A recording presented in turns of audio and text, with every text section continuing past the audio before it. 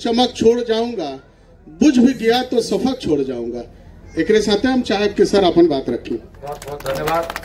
पैदल चलते हुए ही आपके बीच आए हैं प्रसाद किशोर जी। क्यों चल रहे हैं पैदल?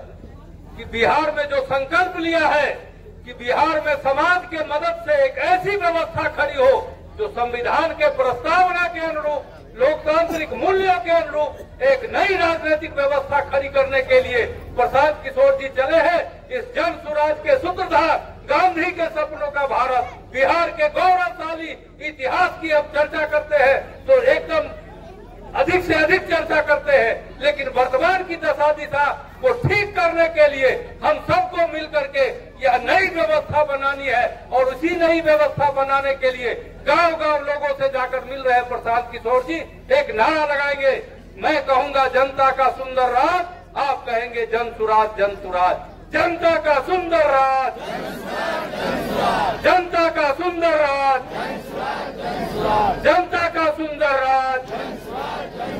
अब जोरदार तालियों से स्वागत करें आदरणीय प्रसाद किशोर। नमस्कार, आदाब। होली और शब बारात की आपको अग्रिम शुभकामना, बधाई। सबसे पहले तो आपने अपने गांव के इस प्रांगण में मुझे मेरी बात रखने का अवसर दिया है, आपसे मिलने का, परिचय करने का अवसर दिया है। इसके लिए आपका तहे दिल से शुक्रिया अदा कर रहे हैं, आपका धन्यवाद कर रहे हैं। देखिए, हमारा नाम है प्रशांत किशोर। हम नेता हैं ना, हम कोनो विधायक मंत्री ना हैं, हम तो मुखिया सरपंच भी नहीं हैं और आप कोई दल बनाए नहीं हैं, आपसे वोट मांगने आए नहीं। हमको आपका वोट नहीं चाहिए। कोई राउर कामों ना करी। हम रास्ता चलते हुए लोग हमको बताता है हमारा नाली गली नहीं खे, हमारा कार्ड नहीं खे अनाज के, हमारा घर नहीं खे, लड़का के पढ़ाई के व्यवस्था नहीं खे, हम कोई काम नहीं करते। हम मछली बांटने नहीं आए हैं, मछली मारने सिखाने आए हैं। हम तो खाली पैदल चलता नहीं। 50-150 आदमी के साथ संकल्प ले ले बानी कि बिहार भर गांव शहर कस्बा देहात पैदले चल के जाई। तो बहुत आदमी सोचा था कि भाई पैदल काहे चलता, हमारा पैदल चले से तो और गरीबी दूर होई ना, हमारा पैदल चले से बिहार में भ्रष्टाचार खत्म होई ना, तो हम पैदल काहे चलता नहीं। अपना घर परिवार सब सुख सुविधा छोड़कर पैदल क्यों चल रहे हैं? पैदल इसलिए चल रहे हैं कि जिस राज्य को, जिस समाज के लोगों को की जिंदगी को सुधारना चाहते हैं, एक बार जाकर अपनी आंख से देखें तो सही कि आप किस कष्ट में जी रहे हैं। 50 वर्ष रवा यही दुर्दशा में जियता नहीं। जब रवा लड़का होकर तब वो उतने गरीब रही, जो लड़का था वो जवान हो गया, जवान आदमी बूढ़ हो गया, कितना आदमी की तो जिंदगी बीत गई। बिहार का दुर्दशा सुधर नहीं रहा है। सब प्रयास करके आपने देख लिया, बिहार का दुर्दशा नहीं सुधर रहा है। काहे नहीं के सुधर? कभी इस पर विचार आपको करना चाहिए कि आखिर बिहार का गरीब आदमी ऊपर बढ़ क्यों नहीं पा रहा है, गरीब से बाहरी गरीबी से निकल क्यों नहीं पा रहा है। आप गरीबी से बाहर इसलिए नहीं निकल पा रहे हैं कि गरीबी से निकले खातिर 3 गो रास्ता बा, तीनों रास्ता बिहार में बंद बा। गरीबी से निकलने के 3 ही रास्ते हैं। पहला रास्ता है, अगर आपका बच्चा पढ़ लिख जाएगा, नौकरी करने लगेगा तो और गरीबी खत्म हो सकेला। तो बिहार में शिक्षा व्यवस्था पूरा सिरे से खत्म बा। स्कूल में खिचड़ी बटाता, कॉलेज में लड़का नाम लिखवा के डिग्री लेके आवता, पढ़ाई ना स्कूल में होता ना कॉलेज में होता। अगर शिक्षा नहीं खे तो गरीबी से बाहर निकले का दूसरा रास्ता, अगर आपके पास खेती लायक जमीन हो तो खेती किसानी करके रहुआ गरीबी से निकल सकता नहीं। तो बिहार में 100 में 60 आदमी के पास एको धूर जमीने नहीं खे। 100 में 60 आदमी के पास जमीन है नहीं खे। जौन 40 आदमी के पास जमीन बा जो खेती करता, उनमें 40 में 35 आदमी के पास 1.5 बीघा से कम जमीन बा। तो 1.5 बीघा से कम जो खेती करता, वो कमाए वाला खेती नहीं कर रहा है, वो खाने वाला खेती करता है। आप अपने खेत में वही उपजाते हैं, उतना ही उपजा पाते हैं कि बाल बच्चा का पेट भर जाए, उससे कमाई नहीं हो सकता है। गेहूं होता तो मैं सरसों भी छीट देले बानी कि चलो कुछ तेलों के जुगाड़ हो जाओ, उस सरसों बेच के पैसा रवा भी जो नहीं आवे वाला।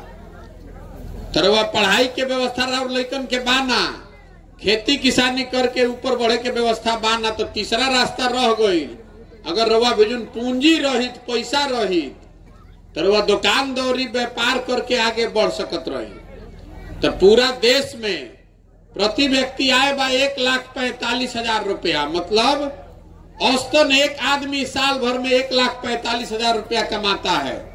अब बिहार में प्रति व्यक्ति आए बा औसतन 35,000 रुपया। तरवा बिजुन पैसा है नहीं खे, पढ़े के व्यवस्था है नहीं खे, जमीन है नहीं खे, तरवा गरीबी से निकलब कैसे? कतनो रवा हाथ पांव मार ली, 12 घंटा काम करी कि 14 घंटा काम करी, सुधार ही के नहीं खे। तरवा समझे के चाहिए ना भाई कि अगर जब तक बिहार में शिक्षा की व्यवस्था नहीं होगी, जब तक भूमि सुधार लागू नहीं किया जाएगा, खेती को लाभदायक नहीं बनाया जाएगा, और जब तक बच्चों के रोजगार की व्यवस्था नहीं होगी, तब तक आपका गरीबी नहीं खत्म हो सकता है, चाहे कोई के सरकार बना दी। कतनो दिन अनाज मिलत रहो, 4 किलो मिलता कि 40 किलो मिले लागो, कतनो दिन अनाज मिले लागो, तो से गरीबी दूर होई। कोई कतनो आके नली गली बनवा दी तो से गरीबी तो ना दूर होई। लेकिन ये रवा बुझात कहां बा? बिहार में किसी को ये समझ नहीं है। सब के राजनीति के समझ बा, लेकिन गरीबी से कैसे निकले के बा एकर समझ नहीं के। 35 साल से रवा लालू नीतीश यह दुगो में लागल बानी। अभी हम पैदल चले जब शुरू कईनी पश्चिम चंपारण से, तो रामनगर ब्लॉक में प्रखंड में एगो हजाम भेटाइल रहन, तो कोई बतैलस ऐसे ही सभा में कि भैया इनका से पूछी, बड़ा होशियार आदमी बा। तो पूछनी ओकरा से कि भाई 35 वर्ष से पहले लालू जी रहन और नीतीश जी बाड़न, दोनों के राज में का फर्क बा? तो कहलस कि भैया दोनों के राज में कोनो फर्क नहीं खे, जनता के हजामत तो दोनों में पूरा पूरा बनल बा। फर्क खाली इतने बा कि लालू जी के राज में हजामत अपराधी बनावत रहसन, नीतीश के राज में हजामत अधिकारी बना रहल बड़ा सन। लालू जी के राज में सांझ भइला के बाद अपराधी गन लगाकर लूटता था। नीतीश कुमार के राज में जो अधिकारी है वो कलम लगा के दीने में लूट रहा है। जैसे लालू जी के राज में अपराधी डेरात ना रहसन कोई से, वैसे ही नीतीश के राज में भी अधिकारी डेरात नहीं है कोई से। पैसा लेबे करी, रोजा कहतन कि जाके शिकायत कर दे, अधिकारी कहता जा जोन करे कोई कॉल लिया पैसा तो लेबे कर। कोई इस दोनों राज में फर्क नहीं है। फिर भी आप घुमा फिरा के कभी एक बार लालू एक बार नीतीश, 35 वर्ष से आप वोट दे रहे हैं। तो आदमी से पूछा था नहीं कि भाई काहे नहीं का सुधार, तो क्या करें भैया, हमने के विकल्प नहीं के। लोग यो कहता कि हमारा के नेता ठगता, हम आपको बता रहे हैं कि आपको नेता नहीं ठग रहा है। कोई नेता आपको नहीं ठग रहा है। आप जो वोट दे रहे हैं वो उसका वैसा ही आपको परिणाम मिल रहा है। रउआ वोट देता नहीं जात के नाम पर, तो जात के चर्चा हर जगह नहीं क्या होता बिहार में। आपने वोट दिया है हिंदू मुसलमान के नाम पर, भारत पाकिस्तान के नाम पर, तो जहां रउआ टीवी खोला तनी तो हिंदू मुसलमान भारत पाकिस्तान ने सुनाई देता। रउआ वोट देले बानी 5 किलो अनाज के नाम पर, तो 1 किलो चोरी करके 4 किलो अनाज मिलते बा। आपने वोट दिया है राम मंदिर के नाम पर, तो 20 वर्ष के बाद से ही राम मंदिर बनते बा। यही बताने चले हैं, जैसा वोट दबाइएगा वैसा ही परिणाम पाइएगा। बोइएगा बबूल तो आम कहां से खाइएगा। सबको ये जैसे पूछो तनिरवा से, बिहार में भैया शिक्षा व्यवस्था सुधरे के चाहिए ना? सब आदमी बताइए ठीक से सोच के, शिक्षा व्यवस्था सुधरे के चाहिए ना? पढ़े लिखे की व्यवस्था सुधरना चाहिए ना भाई? तो एक बार फिर से सोच के बताई, अपना लइकन के नाम पर बताई कि शिक्षा व्यवस्था के लिए जीवन में आपने हमने कभी वोट किया है? अभी तो 2 मिनट पहले रवा कहनी है कि शिक्षा सुधरे के चाहिए, अब वोट होके के चाहिए पुलवामा के नाम पर, तो वोट दे पुलवामा के नाम पर, तो शिक्षा सुधरी कैसे? जब आपकी जो परेशानी है उस पर आप वोट ही नहीं दे रहे तो सुधरेगा कैसे?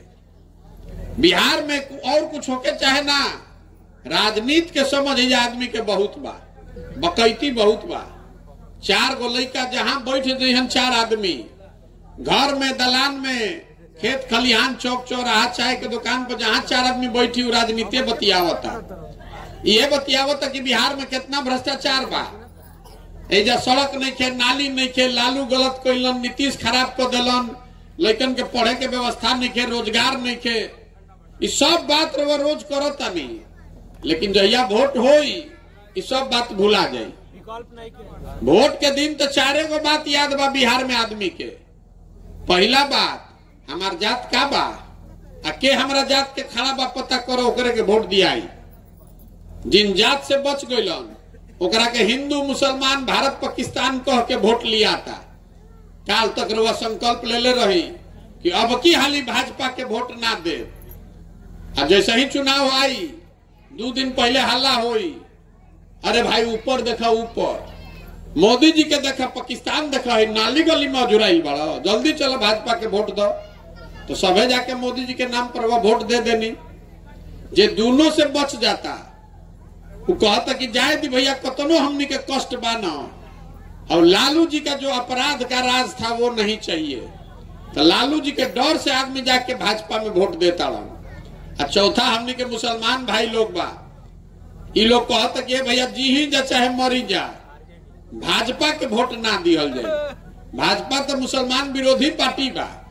तो बिहार में भैया बचल के, बिहार में तो 2 गो दल बा, एगो मोदी जी के भाजपा, एगो लालू जी के ललटेन। नीतीश कुमार तो बेंग ऐसा कभी ललटेन पकड़ के लटकल भान, कभी कमल के फूल पर बैठा भान, बुझाते नहीं के। तो मुसलमान कह रहा है कि जिए चाहे मरे, है ललटेने लौकता, ललटेने के हमने के वोट दियाई, यही में किरासन तेल बन के जलल जाई, चाहे हमारा घर में अंधारे रहे, कोई के घर में तो प्रकाश हो। आप सब लोग मिलकर बताइए, इतना आदमी सब एजा होशियारे बैठल बा, यही 4 चीज पर वोट दिया था भैया, यही 4 चीज पर वोट दिया था।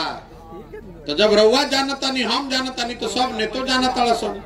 सबको मालूम है कि बिहार के जनता कितनों बतिया ले, गा के हंस के, गा के, गरिया के वोटवा ये 4 चीज पर दिहन जा।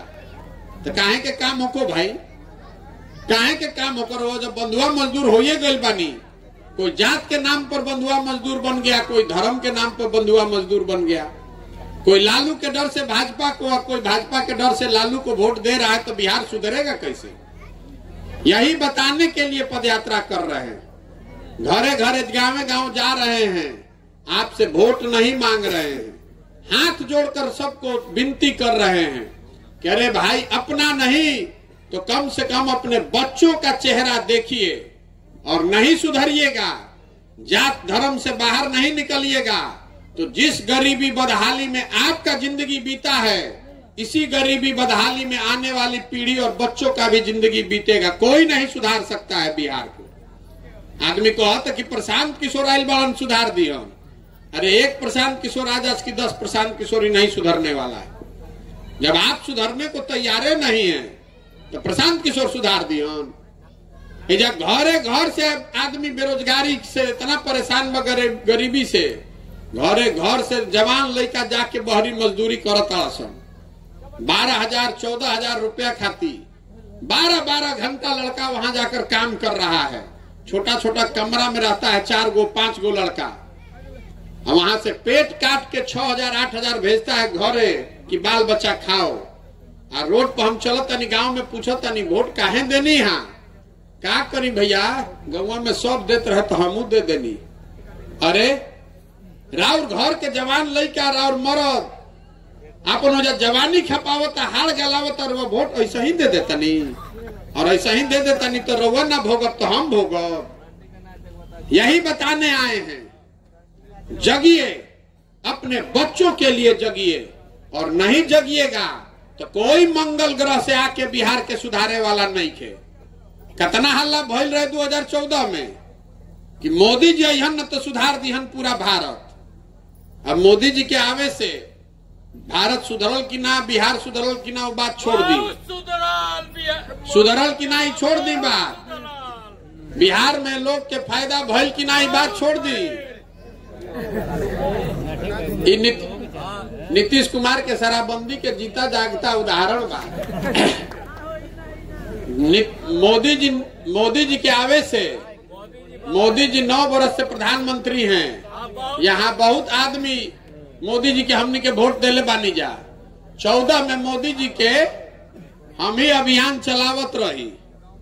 यूपी में, बिहार में आदमी मोदी जी के नाम ना जानत रहन।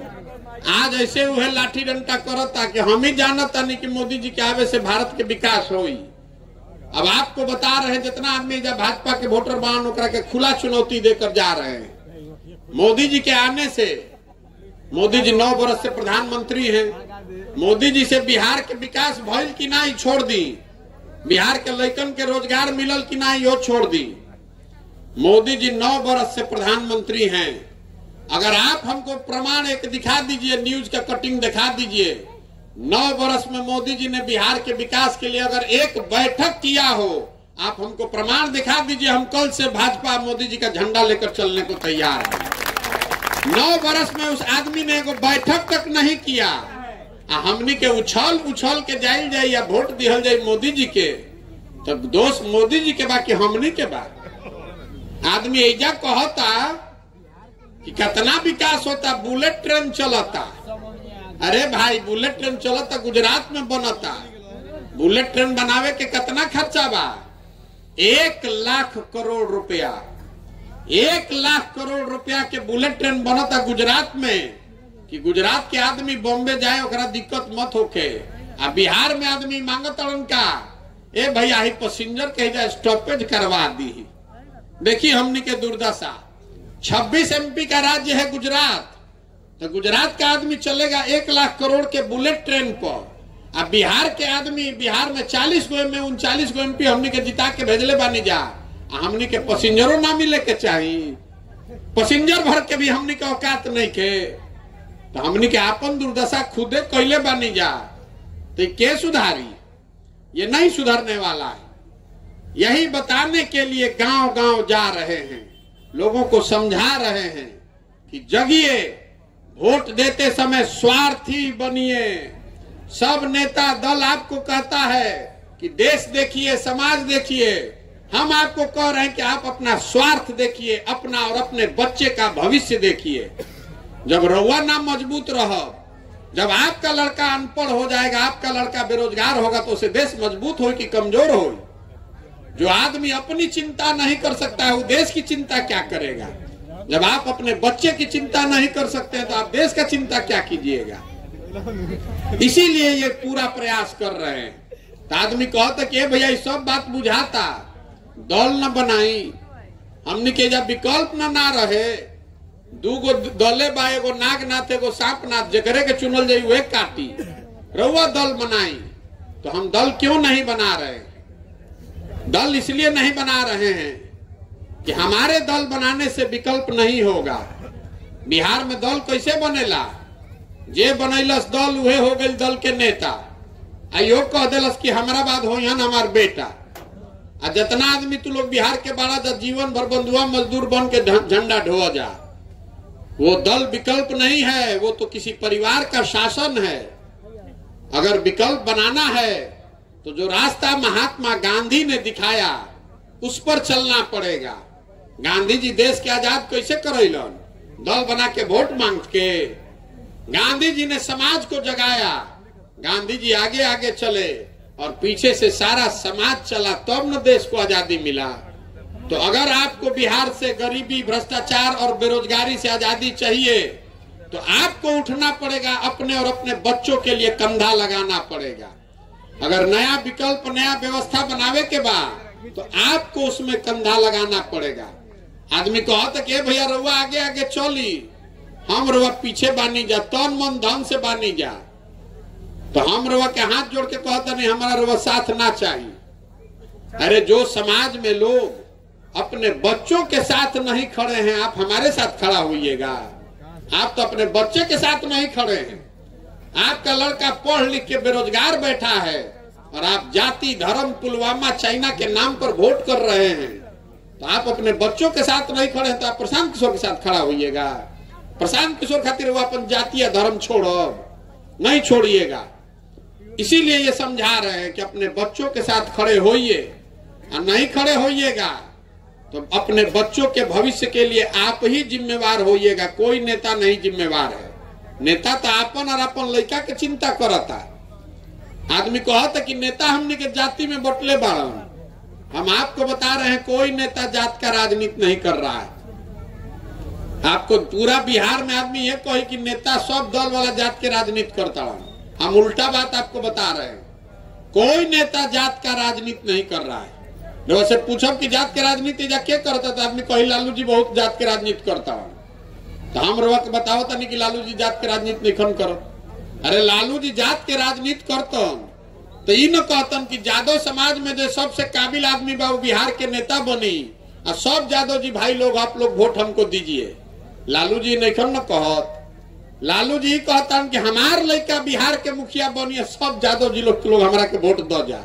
जात के राजनीति कहाँ भली? तो परिवार का राजनीति है, उनके स्वार्थ का राजनीति है। लालू जी का कोनो अकेले बाड़न? अरे मांझी जी बाड़न तो ये कहता, कोनो पंडित जी के नेता बा तो ये कहता, कोई मुसलमान के नेता बा, कोई कुशवाहा के नेता बा, कोई राजपूत भूमिहार के नेता बा। जे नेता बा वो कहता कि हम रह हमार लड़का रही, हमारा जात के कुल आदमी तू लोग वोट हमरा के दो जा। तो नेता तो अपन लड़का के चिंता करता। रउआ जात में अधूराइल बानी, नेता जात के चिंता नहीं करो। यही आपको बताने आए हैं कि आप भी अपने बच्चे की चिंता कीजिए और नहीं कीजिएगा तो भोगिए। नहीं कीजिएगा तो आपको भोगना पड़ेगा। कोई नहीं सुधार सकता है। राउर लड़का जाता है स्कूल में पढ़े तो जब पढ़त नहीं खे पिलुआ वाला खिचड़ी खाता, तो राउर लड़का पिलुआ वाला खिचड़ी खाई तो मजदूर ना बनी तो कलेक्टर बनी। इतना बुझाए के चाहिए ना। अब फिर वो भोटवा जाके देव गलते गांव में जाता नहीं तो आदमी कहते है भैया मुखिया बड़ा चोर बा, तो 500 रुपया लेके मुखिया के वोट दे तो मुखिया आके हरिश्चंद्र बनी। पाउच पीकर मुखिया को वोट दीजिएगा। मुर्गा भात खा के मुखिया के वोट दे तो मुखिया के चोरी ना करी तो क्या करी? तो आप सुधरिए, यही बताने के लिए ये प्रयास कर रहे हैं। तो आप बताइए कि प्रयास होना चाहिए कि नहीं होना चाहिए? अरे प्रयास होके के चाहिए ना भाई। तो एगो से सवाल पूछब ओकर के जवाब देवे के बाद सबके हाथ उठा के जरा हाँ बोले के बाद हाँ बोली, जरा ना बोले के बाद ना बोली। पिछले 30-40 सालों में आपने हमने जिसको भी वोट दिया है किसी ने बिहार और बिहार के बच्चों की चिंता नहीं की है। अब समय आ गया है कि आप अपने बच्चों के लिए खड़े होइए और जो रास्ता महात्मा गांधी ने दिखाया उसके अनुसार चलकर जनता का विकल्प बनाइए, अपना विकल्प बनाइए। आप हमको बताइए कि हमने के सब के मिल के जनता का विकल्प बनाना चाहिए कि नहीं बनाना चाहिए? हाथ तो सबके उठे के चाहिए, जरा ना बोले के बाद ना बोलो। सबको मिलकर जनता का विकल्प बनाना चाहिए कि नहीं बनाना चाहिए? हाथ ना उठिए, बिहार सुधर जाये। पूछ रहे हैं सब बताइए। यही 3 गो कैमरा लागल बा, न तो आदमी कहिए कि हमारा गांव में तो आइले ना रहन पूछे। फिर से पूछ रहे हैं जिसको ना बोलना है ना बोलिए जोर से, और जिसको हाँ बोलना है हाँ बोलिए। सबको मिलकर जनता का विकल्प बनाना चाहिए कि नहीं बनाना चाहिए? आदमी कहता कि भैया विकल्प तो बने के चाहिए, खाली ये बता दी कि चुनाव कैसे जीतल जाये। सबसे टेढ़ा काम तो वह बा। हमनी के साधारण आदमी राजनीति के कोनो समझे नहीं खे, पैसा है नहीं खे, संगठन है नहीं खे। तो आपको ये बताने आए हैं कि अगर आप मिलकर विकल्प बनाते हैं तो चुनाव कैसे जीता जाएगा। देखिए, लोकतंत्र में जनता से ज्यादा ताकतवर कोई नहीं है। एक बार जनता खड़ी हो जाए, अपने बच्चों के लिए खड़े हो जाइएगा तो कोई दल कोई समीकरण आपके सामने टिकने वाला नहीं है।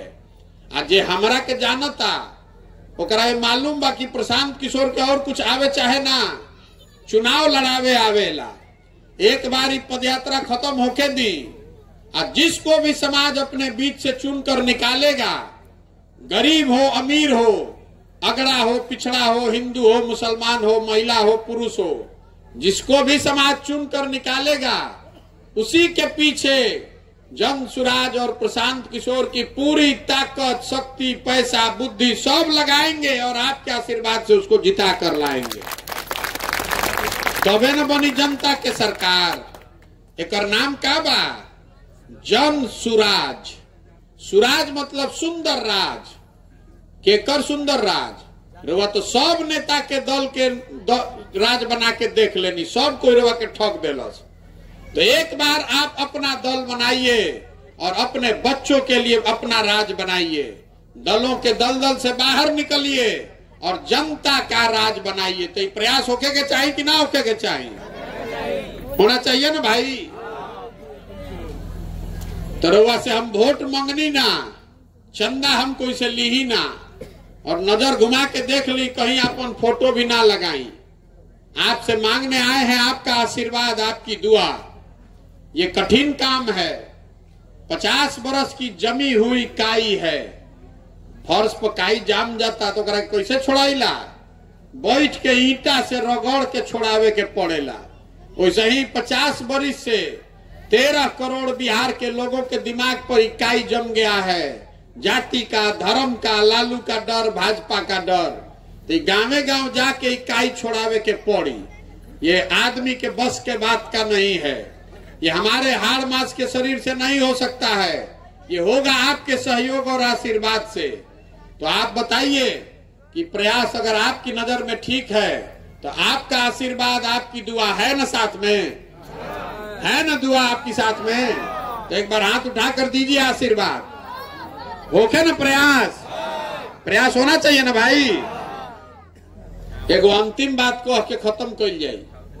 हमने के लड़का जाता सन बाहर बिहार से, कोई पढ़े जाता, कोई मजदूरी करे जाता, तो बिहार के बाहर आदमी को होता बिहारी मतलब बेवकूफ, बिहारी मतलब अनपढ़।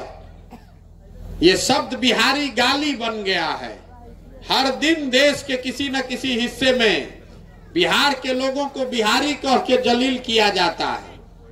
हमने के सब आदमी अनपढ़ बेवकूफ बनी जाए। अरे बिहार का आदमी अनपढ़ बेवकूफ नहीं है। बिहार के नेताओं ने, यहाँ के व्यवस्था ने हम लोग को बेवकूफ बना दिया है।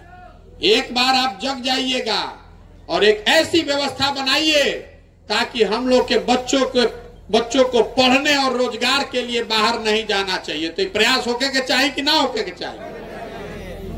देखिए 26 MP के राज्य बा गुजरात, तो गुजरात का आदमी बन गया फैक्ट्री का मालिक। 40 MP के राज्य बा बिहार, बिहार के लड़का जाके वही फैक्ट्री में बन गए मजदूर। हमने के आंखें नहीं के खुलत। तो बदले के चाहिए ना भाई। अरे बदलना चाहिए ना। एक बार इस मिट्टी के सम्मान में नारा एक लगाएंगे। मैं बोलूंगा जय बिहार, आपको बोलना है जय जय बिहार। जय बिहार। बिहार के आदमी में हतने दम बा। जय बिहार, जय बिहार, जय बिहार। बहुत बहुत धन्यवाद। अब आप में से जिसको यहाँ से हम बड़का गांव तक जाकर रुकेंगे, वहां पर जरा चले को के आधा 1 किलोमीटर चली संगे, ना तो बैठ के जे सुस्ताई होली का गाना